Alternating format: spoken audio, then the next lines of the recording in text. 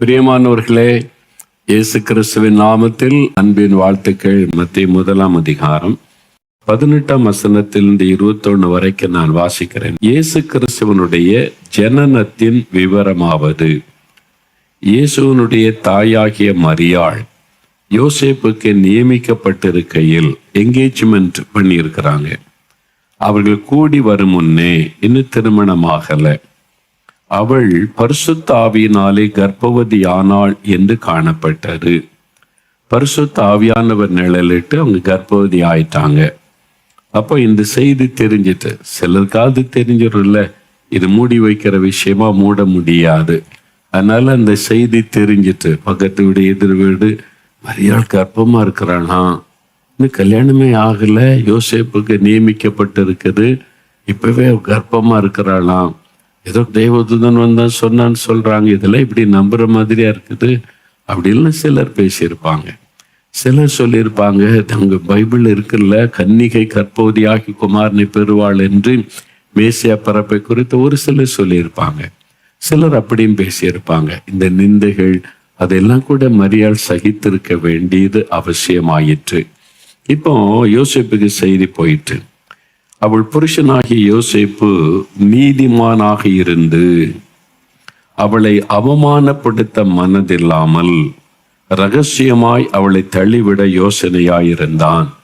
அதாவது இஸ்ரவேலில் இப்படி ஒரு கன்னிகை கர்ப்பவதி ஆயிட்டான்னு சொன்னா யாருன்னு தெரியல, அவள் தன் கற்பை இழந்துட்டாள்னு சொன்னா அதை சபை நடுவில் கொண்டு வந்து நிறுத்தி கல்லெறிந்து கொன்னுருவாங்க. ஆமா, கல்லெறிந்து கொன்னுருவாங்க. எவ்வளவு பெரிய ஒரு ரிஸ்கான ஒரு காரியத்துக்கு மரியாள் தன்னை அர்ப்பணிச்சிருக்கிறாங்கன்னு பார்த்தீங்களா?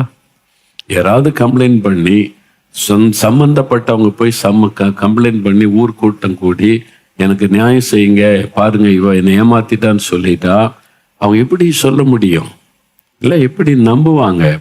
இது தேவதூதன் வந்தான், பரிசுத்தா நடந்ததுன்னா எத்தனை பேர் நம்புவாங்கன்னு நினைக்கிறீங்க? எதிர்க்கிறவங்களும் மாதிரி பொறாம உள்ளவங்களும் இருப்பாங்க. அப்போ கல்லறிந்து கொல்லுகிற சூழ்நிலை. அதற்கும் மரியாள் தன்னையா அர்ப்பணிச்சிருக்கிறாங்க பார்த்தீங்களா? அதான் அவங்க ஸ்திரீகளுக்குள்ளே ஆசீர்வதிக்கப்பட்டவர்கள். இப்போ யோசேப்புக்கு தெரிந்து விட்டார், இவங்களை பற்றி கம்ப்ளைண்ட் பண்ணணும், அவமானப்படுத்தணும், இவங்களை அழிக்கணுமானா ஒரே ஒரு நபரால் தான் முடியும், யோசேப்பு. அவங்க போய் கம்ப்ளைண்ட் பண்ணா போதும், ஊர்க்கூட்டம் கூடி தீர்மானம் பண்ணி கல்லறிஞ்சு கொன்னுருவாங்க. இப்போ இந்த செய்தி யோசேப்புக்கு வந்த உடனே அவரால் முதல்ல நம்பியிருக்க முடியாது. மரியாள் இவ்வளவு நல்ல ஒரு பெண், எவ்வளவு பரிசுத்தமான பெண், தேவனுக்கு பயந்து நடக்கிற பெண், ரொம்ப தாழ்மையானவங்க, யார்கிட்டையும் அனாவசியமா பேச மாட்டாங்க, ரொம்ப அமைதியா இருப்பாங்க, அன்பா இருப்பாங்க. அவங்க தப்பு பண்ணியிருப்பாங்களா? இவருக்குள்ள ஒரு யோசனை, குழப்பம். அப்போ ஏன்னா இது உண்மைன்னு நிரூபிக்கிற மாதிரி காரியம் நடக்குது, அவங்க கர்ப்பமா இருக்கிறது உண்மை, அது தெரிஞ்சிட்டு அப்புறம் எப்படி நம்பவும் முடியல, நம்பாவும் இருக்க முடியல. யோசேப்பு ஒரு பெரிய கலக்கத்துல, அந்த குடும்பத்துல உள்ள என்ன பேசியிருப்பாங்க யோசேப்பு கிட்ட யோசேப்பு சரிப்படாது, உடனே இந்த கல்யாணத்தை நிறுத்திரு, நீ பேசிடு, கம்ப்ளைண்ட் பண்ண அப்படிலாம் குடும்பத்தாரே சொல்லியிருப்பாங்கல்ல. அவனுடைய பெற்றோர் இருந்திருப்பாங்க, கூட பிறந்தவங்க இருந்திருப்பாங்க, உறவினர்கள் இருந்திருப்பாங்க. அந்த ஊருக்குள்ள அந்த சின்ன கிராமம் தானே அந்த காலத்துல. அன்றைக்கு ஒரு பெரிய பட்டணமா இருக்க நாசரேத், அன்றைக்கு ஒரு சின்ன கிராமம். அப்ப நீ யோசிப்பாரு, இவ்வளவோ மத்தியில யோசேப்பு எல்லாருக்கும் யோசிக்கிறார், குழப்பமா இருக்கிறார். ஆனா அவர் ஒரு நீதிமானா இருக்கிற மனிதர். என்னால யாரும் பாதிக்கப்படக்கூடாது, தப்பே நடந்திருந்தாலும் என்னால இன்னொருத்தர் பாதிக்கப்படக்கூடாது, இன்னொரு அவமானப்படுத்தப்படக்கூடாது, அவங்க எந்த விதத்திலும் அவங்க பாதிப்பு உண்டாகிடக்கூடாது. நான் தேவனுக்கு பயந்து நடக்கிற மனிதன், நீதிமான். தேவனுக்கு பயந்து பொல்லாப்புக்கு யாரு விலகுறாங்களோ அவங்க தான் நீதிமான். யோசிப்பு பார்த்தீங்களா, நீதிமானாக இருந்து அவளை அவமானப்படுத்த மனதில்லாமல் நல்ல ஒரு இருதயம் கொண்டவர். ஒருவேளை தப்பே நடந்திருந்தாலும் என்ன இன்னும் அவருக்கு திட்டமா தெரியல, தப்பு நடந்துச்சா இல்லையா, ஆனா கர்ப்பமா இருக்கிறது கன்ஃபார்ம் ஆயிட்டு, எப்படி குழப்பானா நான் அவளை அவமானப்படுத்த மனதில்லாமல் நல்ல இருதயம், இன்னொருத்தரை நான் அவமானப்படுத்தக்கூடாது. இன்னைக்கு அதெல்லாம் பாருங்க, மற்றவங்களை அவமானப்படுத்தி பணம் சம்பாதிக்கிறவங்க பெருகிட்ட ஒரு காலம். மற்றவங்களை கேவலப்படுத்தி பொய்யானதை சொல்லி அவமானப்படுத்தி அதை வச்சு தங்களுடைய வாழ்க்கையை கட்டி எழுப்பிக் கொள்ள நினைக்கிற துன்மார்க்கர்கள் நிறைந்த காலம். அப்பவும் அப்படிப்பட்ட ஆட்கள் இருந்திருப்பாங்க. ஆனா யோசேப்பு பாருங்க, அவர் ஒரு நீதிமான், தேவனுக்கு பயந்து நடக்கிறவர்.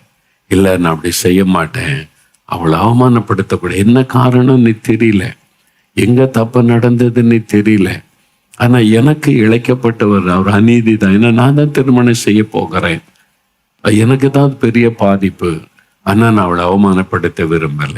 இப்படி ஒரு நல்ல இறுதியை பார்த்தீங்களா? நமக்கு அந்த இறுதி இருக்குதா?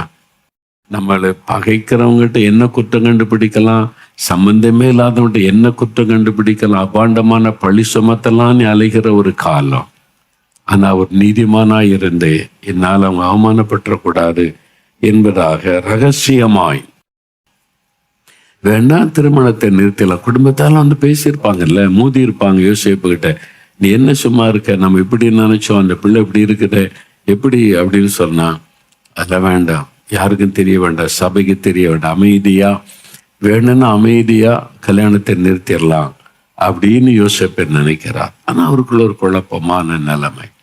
மரியாள் நம்ம ஊரை சார்ந்த பிள்ளை, இவ்வளோ நல்ல சாட்சியான பிள்ளை, இது என்ன நடந்திருக்கும் தெரியலையே, ஒரு குழப்பமான நிலைமையில அடுத்த தேவதூதன் வந்து ஆண்டவர் அனுப்புறார். தேவதூதன் வந்து யோசேப்பேன்னு கூப்பிட்டு, உன் மனைவியை சேர்த்துக்கொள்ள ஐயப்படாதே, உலக மக்கள்லாம் சொல்ற மாதிரி உன் குடும்பத்தார் சொல்ற மாதிரி அந்த மகள் பாதி, அதாவது பாதை தவறின பெண் அல்ல, இது பரிசுத்தாவியினால் உண்டானது, அவள் தன்னை அர்ப்பணித்து கொண்டிருக்கிறாள், தெய்வ சித்தத்தை நிறைவேற்ற, தனக்கு அவமான நிந்தைய வாழ்க்கையே போனாலும் பரவாயில்ல, நான் தேவனுக்கு அடிமை என்று அர்ப்பணித்திருக்கிறாள், அதனால உண்டானது, அவளுக்கு வந்து ஒரு குமாரன் பிறப்பான், அவருக்கு இயேசுன்னு பெயரிடணும், அதனால் அதுல உனக்கும் பங்கு இருக்கிறது என்பதாய் தேவதூதன் சொன்ன உடனே கிளியர் ஆயிட்டு யோசேப்புக்கு. தேவதூதனை கொண்டு கர்த்தர் விளங்க பண்ணின உடனே யோசேப்பு உடனே கிளியர் ஆயிற்று. தன் மனைவியை சேர்த்து கொண்டு அவள் தன் முதற் பேரான குமாரனை பெருமளவும் அவளை அறியாதிருந்து அவருக்கு இயேசு என்று பெயரிட்டான் என்று பார்க்கிறோம். பார்த்தீங்களா, இவ்வளவு நல்ல இருதயம் கொண்ட ஒரு மனிதர். நம்ம அப்படி இருக்கணும். இயேசுவின் இருதயம் நமக்கு இருக்கணும். யோசேப்பை போல நல்ல இருதயம் இருக்கணும். அந்த மாதிரி உள்ள ஒரு மனிதர் தான் யோசேப்பு. அதனால்தான் இந்த குடும்பத்தை மரியாள், இந்த யோசேப்பு. அது மாத்திரம் இல்லை, இப்போ வந்து ஒரு நிந்தை அவமான பாடுகளை ஏற்றுக்கொள்ளுகிறது மாத்திரம் அல்ல, இப்போ அதே டைம்ல வந்து நீங்க குடிமதிப்பு எழுதுறதுக்கு பெத்லகேமுக்கு போகணும் செய்தி வருது. இங்கிருந்து அங்கே போனேன்னா சாதாரண விஷயம். அதுவும் நிறைமாத ஒரு கர்ப்பிணியை கூட்டிக்கிட்டு, அந்த காலத்துல பஸ் கிடையாது, ட்ரெயின் கிடையாது, வாகனம் சில கோவேறு கழுதையில கூட்டிட்டு போவாங்க, நடந்து தான் போகணும். மரியாளை அவங்க அழைச்சிட்டு போய் தனியா, அவர் எவ்வளோ பாடுகளை மரியாள் அவங்களோட சேர்ந்து பட்டிருக்கிறார் தெரியுமா? இயேசு இந்த உலகத்தில் வருவதற்கு, ரட்சிப்பு உண்டாவதற்கு இந்த யோசேப்புடைய பங்களிப்பு ரொம்ப பெரியது. அவர் தன்னை பாடுகளுக்கு அர்ப்பணித்து கொண்டார், நிந்தைகளுக்கு அர்ப்பணித்து கொண்டார், உபத்திரவத்திற்கு அர்ப்பணித்து கொண்டார்.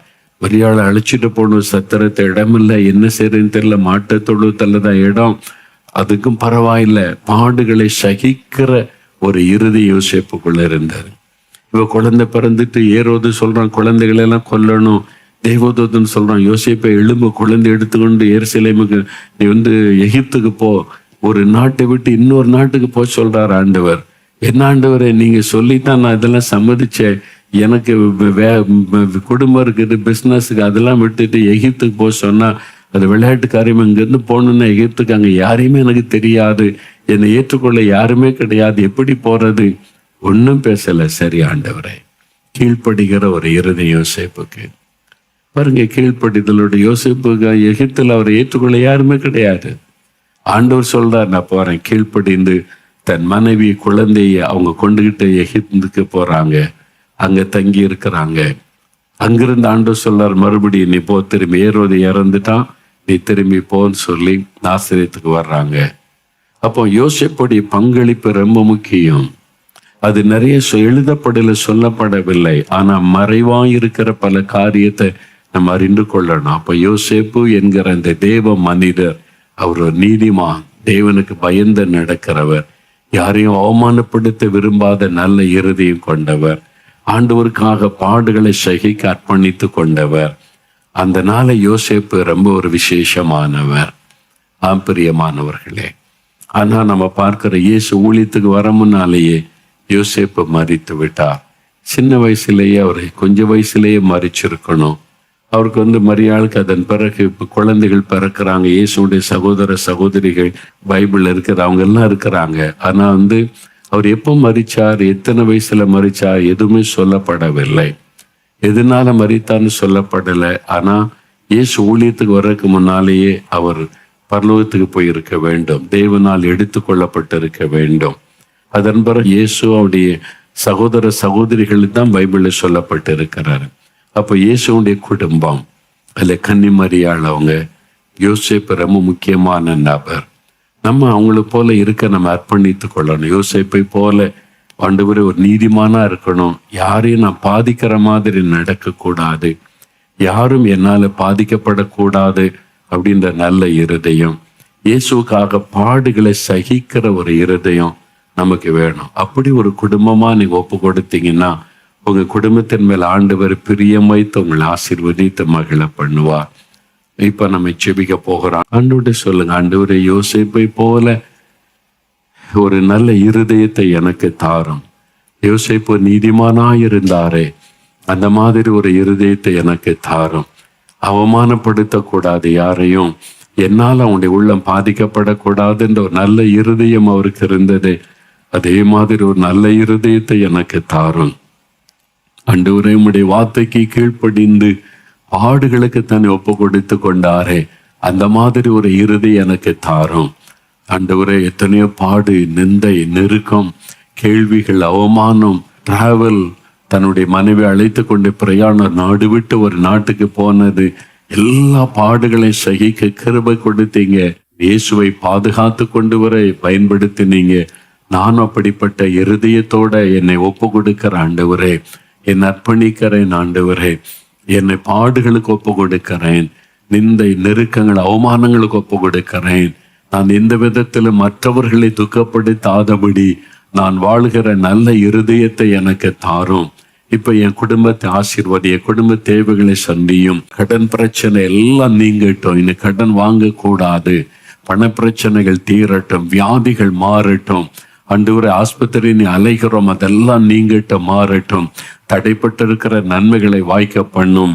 பிள்ளைகள் எக்ஸாம் எழுதுறாங்க, வெற்றியை கொடுத்து ஆசீர்வதியும்.